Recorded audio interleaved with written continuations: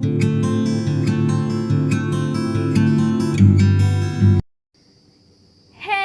Everyone, welcome to all self pharma tutorial. तो जैसे कि अभी तक हम लोगों ने जो चीज़ें देख चुकी हैं उसमें एपिलेप्सी, जो कि बहुत इंपॉर्टेंट न्यूरोलॉजिकल डिजीज़ का एक डिजीज़ थी। तो अब हम बात करने जा रहे हैं पार्किंसन की। ठीक है, तो हमारे मैं जो पार्किंसन अब बताऊंगी उसमें पहले तो जान लो कि पार्किंसन होती क्या है। तो इतना तो अभी तो पता ही चल गया है कि हम क्या पढ़ रहे हैं, न्यूरोलॉजिकल डिजीज़। ठीक है, तो ये क्या होती है, एक तरह की न्यूरोलॉजिकल डिजीज़ होती है। ठीक है, चलो इतना तो पता चल गया। पर अब डिफरेंस क्या होता है एपिलेप्सी और पार्किंसन में, कुछ तो होता ही होगा। लेकिन ये है क्या, ब्रेन की डिजीज़ है, इतना पता है। ठीक है, तो देखो पार्किंसन जो होता है, ये डेफिनेशन पहले देखते हैं। Parkinson disease is a slowly progressive chronic neuro, जैसा लिखा है वैसा ही लिख के आइएगा। Parkinson disease is a slowly progressive chronic neurological disease that affect the small area of the brain which is called the substantia nigra। समझ आया कि आपका जो ब्रेन, देखो आपको मैंने स्क्रीन पे अभी शो कर दूँगी कि आपका जो ब्रेन होता है उसमें क्या होता है। अगर आप लोग ब्रेन का अच्छे से देखोगे तो उसमें क्या होता है, यहाँ पे आपका पार्ट होता है जिसको क्या कहते हैं, सबस्टेंशिया नाइग्रा कहते हैं। आपको स्क्रीन पे देखो शो हो रहा होगा। तो पुटामेर होता है, इसमें कॉर्डेट न्यूक्लियस होता है, और आपका क्या होता है, ग्लोबस पेलाइडस। ये तो बेसल गैंग्लिया के पार्ट होते हैं। और जो आपका सबस्टेंशिया नाइग्रा होता है, मेनली ये क्या करता है, डोपामिन का फॉर्मेशन करता है। पर किसी वजह से अगर डोपामिनर्जिक न्यूरॉन जो है नहीं बन पा रहे हैं तो क्या होगा, आपका डोपामिन जो होगा वो क्या हो जाएगा, वो आपके ब्रेन में अच्छे से वर्क नहीं पहुंच पाएगा, जिसकी वजह से क्या होता है, पार्किंसन होता है। इतना चीज़ क्लियर हुआ। क्या लिखना है आप लोग को, प्रोग्रेसिव क्यों बोल रहे हैं, क्योंकि ये ना आप देखोगे कि जो बहुत ज़्यादा एज वाले पेशेंट होते हैं उनमें मेनली देखने को मिलता है, यानी ये बहुत धीरे धीरे होने वाली डिजीज़ है। ठीक है, तो स्लोली प्रोग्रेसिव मतलब लगातार धीरे धीरे होने वाली क्रोनिक न्यूरोलॉजिकल डिजीज़ होती है। और कहाँ पे होती है, मेनली सबस्टेंशिया नाइग्रा में होती है। ठीक है, nerve cell of the substantia nigra. अब देखो जो नर्व सेल होती है सबस्टेंशिया नाइग्रा की, वो प्रोड्यूस क्या करती हैं, dopamine. But due to damage of nerve cell, पर डैमेज हो गया, अगर नर्व सेल डैमेज हो गई है तो डिक्रीज द डोपामिनर्जिक न्यूरॉन।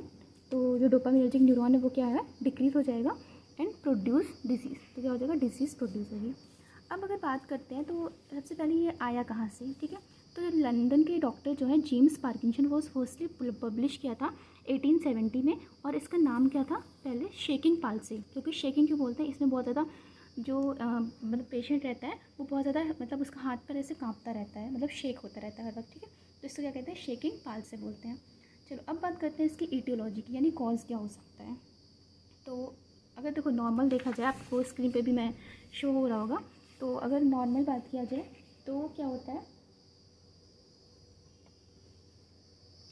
ठीक है, देखो ये क्या है हमारा, मान लो नॉर्मल हमारा न्यूरॉन है। ठीक है, ये क्या है, हमारे नॉर्मल न्यूरॉन है। पर ये क्या है, इसमें डिजीज़ न्यूरॉन है। डिजीज़ यानी उसको पार्किंसन हो गया। ठीक है, डिजीज़ न्यूरॉन है, ये नॉर्मल न्यूरॉन है। अब देखो ये नॉर्मल न्यूरॉन मैं सिर्फ समझा रही हूँ यहाँ पे। देखो नॉर्मल न्यूरॉन में क्या है, ये हमारे क्या है, डोपामिनर्जिक न्यूरॉन है। और ये क्या है, डोपामिन है, जो छोटे छोटे दिख रहे हैं आपको, डोपामिन है। और ये क्या है, रिसेप्टर है। तो डोपामिन अच्छे से रिलीज़ होता है, जाके बाइंड करता है। तो यहाँ पे कोई भी इंसान डिजीज़ नहीं हुई है। ठीक है, पर यहाँ पे क्या हो रहा है, देखो डिजीज़ में यहाँ पे जो डोपामिन है वो मतलब प्रोड्यूस ही नहीं रहा है, सिर्फ दो ही दिख रहे हैं। तो ये रिसेप्टर पे जाके दो ही बाइंड करेंगे, मान लो दो बाइंड कर लिए। ठीक है, तो तो क्या होगा, रिस्पॉन्स जो होगा हमें क्या देखने को मिलता है, जैसे ट्रीमर देखने को मिलेगा, और ब्रेडिकाइनिया, ब्रेडिकाइनेसिस, जिसे मतलब काइनेसिस मतलब मूवमेंट, और ब्रेडी मतलब धीरे। ठीक है, तो मतलब वो इंसान मूव नहीं कर पाएगा, ट्रीमर देखने को मिलेगा। और जो फेस होगा उसका वो कैसा हो जाएगा, मास्क लाइक, मतलब चेहरा जो होगा ना उसका पूरा जैसे मतलब कोई इंप्रेशन ही नहीं रहेगा उस पर। ठीक है, मतलब ना अगर वो हंसना भी चाहेगा वो हंसेगा पर पता नहीं चलेगा। तो उसका फेस जो मतलब फेस होगा वो कैसा हो जाएगा, मास्क लाइक होगा, मतलब कुछ इंप्रेशन उस पर नहीं होगा। तो चलिए ईटियोलॉजी यानी कॉजेज़ की बात अगर करते हैं तो ईटियोलॉजी में क्या होती है, सबसे पहले एडवांस स्टेज होती है।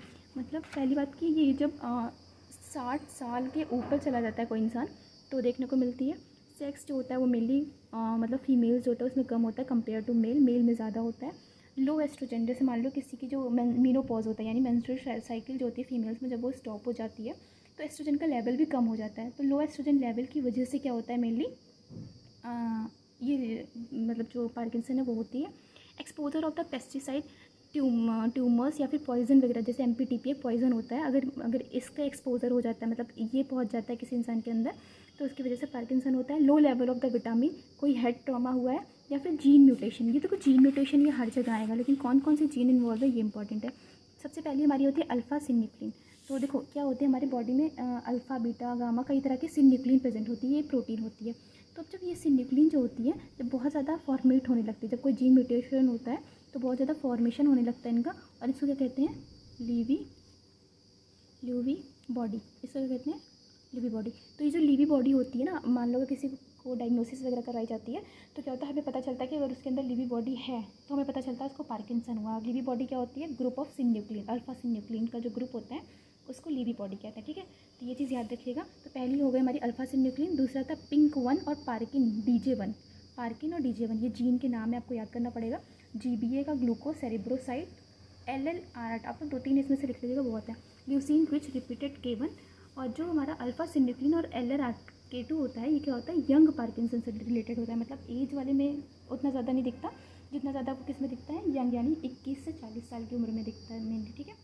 और जो हमारी एज वाली होती है वो कितनी होती है, 60 के बाद होती है, ठीक है। तो पार्किंसन ऑलमोस्ट आप लोग को समझ आ गया होगा।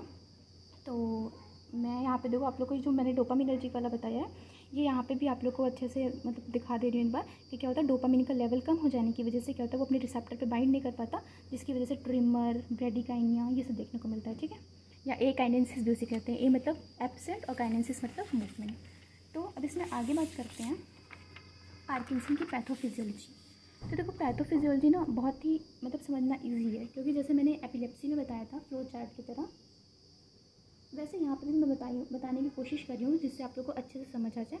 तो मेनली क्या है, देखो पैथोफिजियोलॉजी जो है इसमें 3 चीज़ है, ठीक है। तो वो 3 चीज़ क्या है, सबसे पहले इन्वायरमेंटल फैक्टर, जीन म्यूटेशन और डीजेनरेटिव डिजीज़, ठीक है। ये 3 चीज़ समझ आए, इन्वायरमेंटल फैक्टर, जीन म्यूटेशन और डीजेनरेटिव डिजीज़। अब देखो अगर कोई इन्वायरमेंटल, जैसे मान लो पेस्टिसाइड वगैरह हो गया, ठीक है, MPTP हो गया, ये इन्वायरमेंटल फैक्टर में आ जाएंगे। जीन मैंने जो बताया 3-4, सिन्यूक्लिन हो गया, पिंक हो गया, पार्किन हो गया और DJ हो गया, ये सब लिख दीजिएगा, DJ1। और डीजेनरेटिव डिजीज़ जैसे कि मान लो पहले से कोई डिजीज़ हो रखी है तो उसकी वजह से क्या होता है, जो डोपामिनर्जिक न्यूरॉन होता है सबस्टेंशिया नाइग्रा में और बेसल गैंग्लिया की सबस्टेंशिया नाइग्रा में, वो क्या होता है, डिस्ट्रक्ट हो जाता है, यानी वहाँ पे डोपामिनर्जिक न्यूरॉन खत्म हो जाते हैं। और न्यूरोनल सेल खत्म हो जाने की वजह से डिपिगमेंटेशन हो जाता है, या फिर वहाँ पे जो सेल हो जाती हैं वो खत्म हो जाती हैं। फिर वहाँ पे क्या होता है साथ में डीप्लीकेशन, यानी डेप्लीकेशन ऑफ, क्योंकि जो स्टोर्ड हमारा डोपामीन है वो भी क्या हो जाएगा, ख़त्म हो जाएगा, रिड्यूस हो जाएगा। अब इसकी वजह से क्या होगा, मेनली इम्बैलेंस हो जाएगा किसमें, एक्साइटेटरी न्यूरॉन, यानी हमारा जो एसिटाइलकोलिन होता है वो ज़्यादा हो जाएगा और हमारा डोपामीन जो कि इनहिबिटरी न्यूरॉन होता है वो कम हो जाएगा, ठीक है। इन द कॉर्पस स्ट्रैटम, यानी बनता तो हमारा डोपामिनर्जिक न्यूरॉन कहाँ पर है, कहाँ बन रहा है, बेसल गैंग्लिया के सबस्टेंशिया नाइग्रा में। अच्छा एक चीज़ और, सबस्टेंशिया नाइग्रा के भी 2 पार्ट होते हैं, एक हमारा होता है पार्स कॉम्पैक्टा, ठीक है, याद रखिएगा, और पार्स रेटिकुलेटा, ठीक है। तो ये दोनों ही इनहिबिटरी न्यूरॉन को बनाते हैं, याद रखिएगा, ठीक है। पर हमारा कौन अलग अलग इनहिबिटरी न्यूरॉन होते हैं, ठीक है। जैसे जो पार्स कॉम्पैक्टा होता है वो डोपामिन को बनाता है, पार्स रेटिकुलेटा किसको बनाता है, गाबा को बनाता है, ठीक है। तो इतना समझ आया।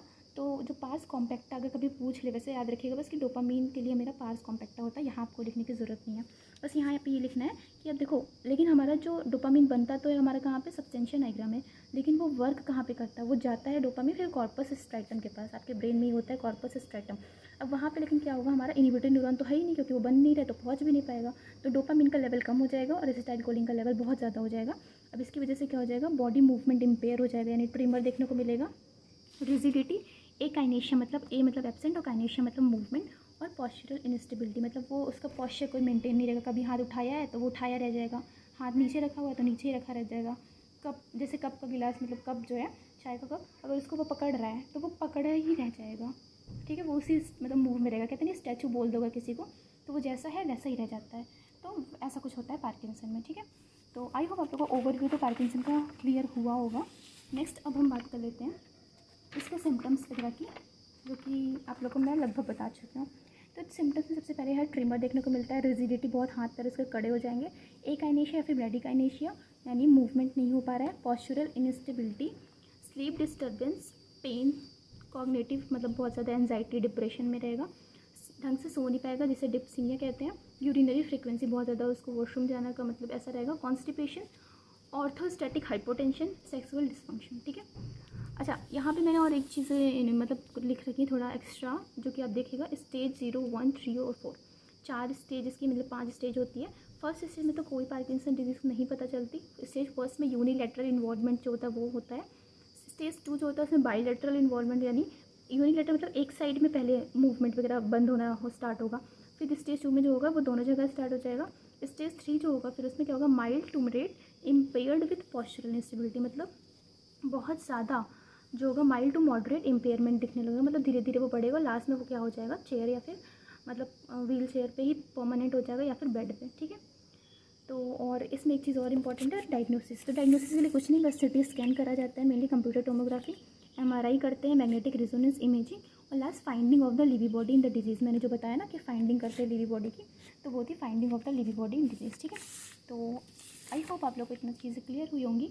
बाकी आपको कोई भी डाउट हो तो कमेंट सेक्शन में पूछिए। मैं पूरी तरह से एकदम से भीग चुकी हूँ क्योंकि बहुत गर्मी हो रही है, सच में यार बहुत गर्मी हो रही है। आप लोग बच के रहिएगा, मतलब ग्लूकोज़ वगैरह सब लेते रहिए। और पंखा बंद करके वीडियो शूट करना पड़ता है, तो इसकी वजह से बहुत ज़्यादा मतलब ऐसा होता है ना कि 10-15 मिनट से ज़्यादा वीडियो शूट हो ही नहीं पाता। तो 10-15 मिनट में आप बहुत ज़्यादा बोल दी, 5 मिनट से ज़्यादा नहीं हो पाता, सच तो ये है। तो क्योंकि एकदम देख पसीना पसीना हो जाता है इंसान। तो प्लीज़ और ठीक है, अच्छे से पढ़िए। बाकी कोई भी डाउट हो तो मुझे कमेंट सेक्शन में पूछिए। टाटा, बाय बाय, जय हिंद, जय भारत।